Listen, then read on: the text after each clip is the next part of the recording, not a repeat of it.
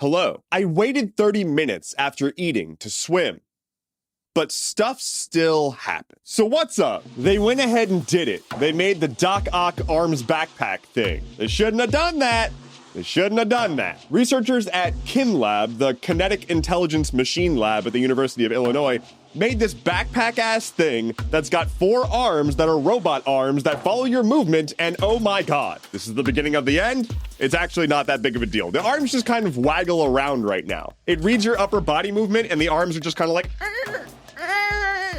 That's the sound of the arms. It's very much a prototype, and the idea is that they're gonna do some like exoskeleton, augmented human capability stuff, but I would recommend just being ready to run at any moment. Once they team up with Boston Dynamics and put one of these things on those robot dogs, it's game over. The verdict is in. Elon Musk is most deaf killing Twitter. According to newly published analytics from research firm SimilarWeb, Twitter global traffic is down 14% year over year. And that's global and just the desktop traffic. In the US alone, traffic is down 19%. Mobile Twitter traffic is down 17.8%. And for context, the average of the other services tracked by this group are only down 3.7% year over year. The major outlier here is TikTok, which is up 22.8%.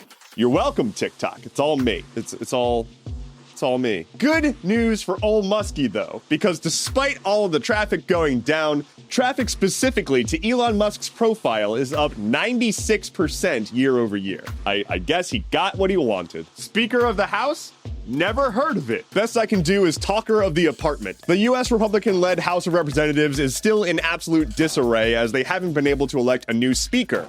This is not normal. Electing a speaker is a formality. We don't have a speaker of the House. This doesn't happen. Anyway, Jim Jordan, Ohio Republican, is still trying to become speaker, despite having lost more votes on his second attempt of doing that. He's apparently going to go for 3 and is expected to lose even more votes. And also, holdouts against him are now receiving death threats, which is part of why they're like, I don't think this is a good idea. A lot of people in his party see it dangerous to put him in such a high position of power, considering that he's very far right. It would make him second in line for the presidency, to be clear. Without a Speaker of the House, we can't pass laws. And there's another deadline coming up for the government shutting down without being able to pass a law. And so the Freedom Caucus, who orchestrated this whole catastrophe, are happy regardless because they want to just shut the government down. Like that's their goal. Now, haha, yay, shutting the government down and all, but to be clear, these are fascists doing it. It's not the kind of shutdown you want. Anyway, bonus tidbit. Be smart about this one. There's rhetoric going around about Jim Jordan and how he's been in Congress for 17 years and has never passed any legislation.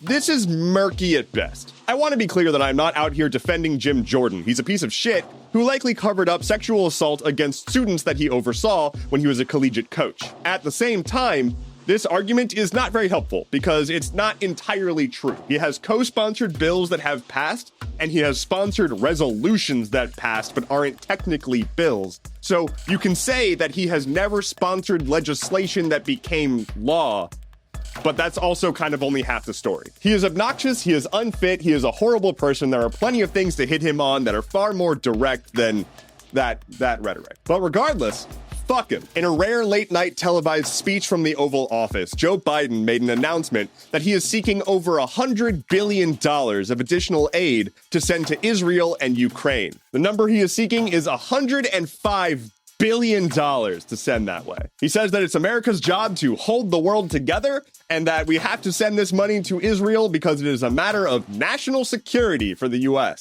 I'm sure it is, Joe. Unrelated, it is estimated by the Department of Housing and Urban Development that it would cost about $20 billion to end homelessness in America. Unrelated, the US is projected to spend up to $6 trillion a year on our current healthcare system. Whereas virtually all research into the subject shows that a Medicare for All solution to healthcare in America would significantly reduce both government spending and average healthcare spending per person. While taxes would go up slightly, it is also estimated that the average person would end up with more cash in their pocket due to the cut spending of ridiculous medical pricing. But related, I don't live in fucking Israel, and I don't support Israel's assault on the people of Gaza. I don't support that Israel is currently bombing the place that they told civilians to seek shelter. I am not quite keen on the idea of my money going towards an ethnic cleansing by a government that has been trying to establish an ethno-state in a region that has historically played home to a wide variety of religions and ethnicities. But what do I know? If I can't see the connection between killing innocent civilians across the world and my own country's national security, maybe I'm just not cut out for the job. On this day in 1973, the Sydney Opera House opened for the first time. Queen Elizabeth, the one that kicked it last year, she opened up the building that is now seen as a hallmark of modern architecture. The facility is apparently capable of hosting more than 1,500 acts a year,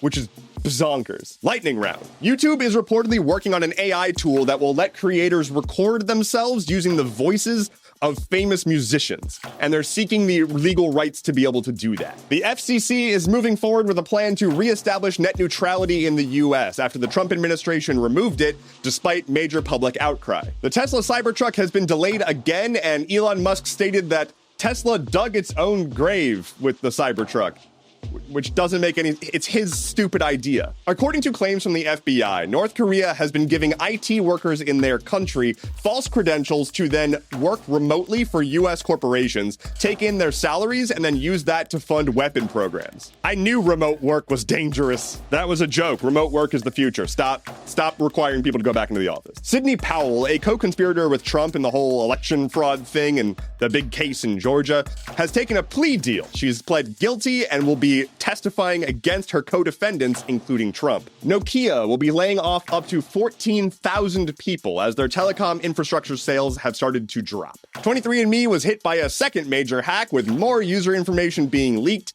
It is advised that if you've ever used 23andMe, you should change all of your passwords. This is a reminder to use a different password and even different email address for every service that you use. I recommend using Bitwarden as a password manager. You can also look into passkeys, which is a new technology that's looking to basically replace passwords by just using your actual phone to store a cryptographically secure key to get you access to your accounts. Your phone, your device, really any device. Google and Apple are both rolling out passkeys on their platforms. You can just search passkeys and learn more about it. And finally for today, Jon Stewart's show on Apple TV has been abruptly canceled, reportedly due to his coverage of AI and China. Weird how a tech company with a media arm is interested in censoring negative topics about China and AI. Weird. Thank you so much for listening to today's episode of Stuff Keeps Happening. Head to stuffkeepshappening.online for sources, bonus content, and an in-depth guide on how to do a kickflip McTwist.